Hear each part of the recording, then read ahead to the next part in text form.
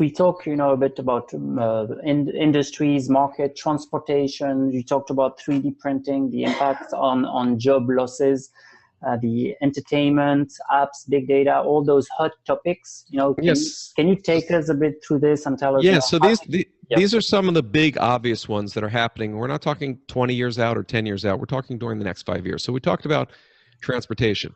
It's not just self-driving cars and trucks. Those big freighters that go across the oceans, there's now freighters with no people on them. So you don't have to worry about Somali pirates anymore, okay? Anything that can be automated to be more efficient and take labor out will be. So transportation is changing. But on the other side of it, we still have to get our bodies from point A to point B. Why is it that Apple and Google and others are jumping into the self-driving car? There's no money in making cars. And most people in the future will not be owning or buying cars.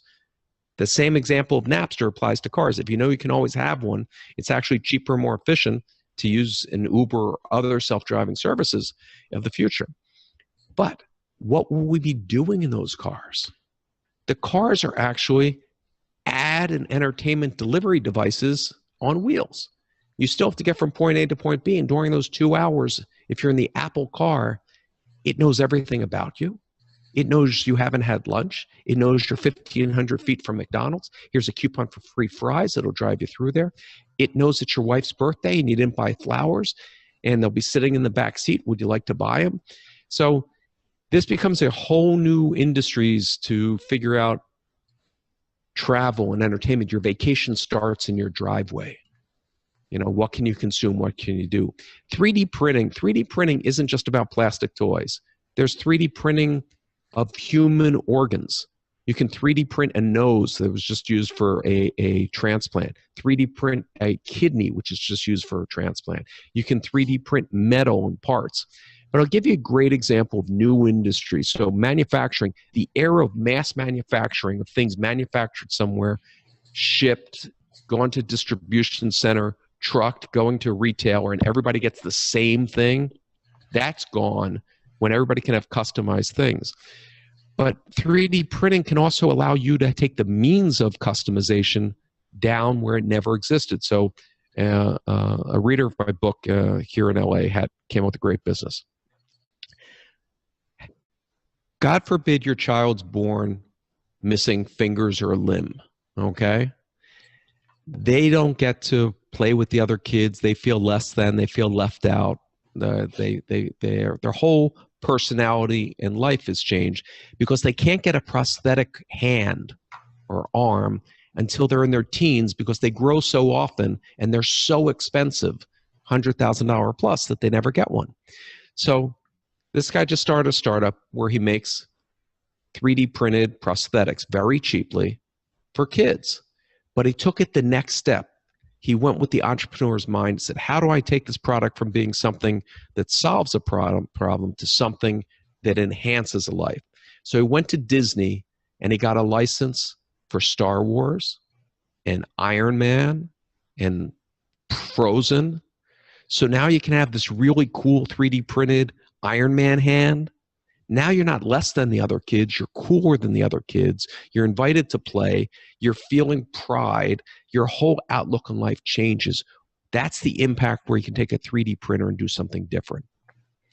Entertainment, we are in the golden age of entertainment because the existing business model of a few companies being controlled, the entire media industry is being blown up by virtually anybody can take that thing in their pocket and become a broadcaster. When you realize that PewDiePie, and if you don't know who he is, you're living in the Stone Ages, more people watch him on YouTube each month than watch ABC, NBC, CBS, and Fox combined. So is it the end of television to some extent, with virtual reality, social network, Facebook going live, and Snapchat and all this stuff? Television's a vague word. So it's the end of broadcast controlled that on Thursday you're going to watch this, okay? When you look that Netflix is now in every country on earth except 3.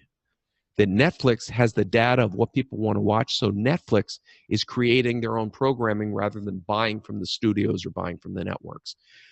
Google, with YouTube Red, now knows exactly people's viewing patterns and which stars and whatever, and is actually formulating new shows based on data. And they can go to the top Hollywood talent and say, your style directing, people would really like to see you direct a movie with this star, and it's a Western musical, you know, whatever the thing might be. So we get to the last part. Big data. Every industry, I don't care what you're in, if you're not using big data, you're missing the biggest advantage we have right now. For centuries, businesses were run by guesswork and opinion. I think the next product should be this. I think the color should be that. I think we should hire this person as a spokesperson. You can now use big data to slice and dice and see exactly what will work before you spend tons of cycles marketing things. And you see this over and over happening every day. And then you can customize how you're reaching out to people. A specific product just got a lot of attention, that when a sports game ends and they know that you're a fan of that sports team based on your Facebook feed, they give you a congratulations from, you know, such and such insurance company for our team winning. And if they know that you're a fan of the loser, they tell you, wow, we're bummed, but you don't have to lose on your auto insurance. And their success rate goes through the roof. So look at big data. Invite it to every meeting. It doesn't have an ego. It doesn't lie. It won't steer you wrong.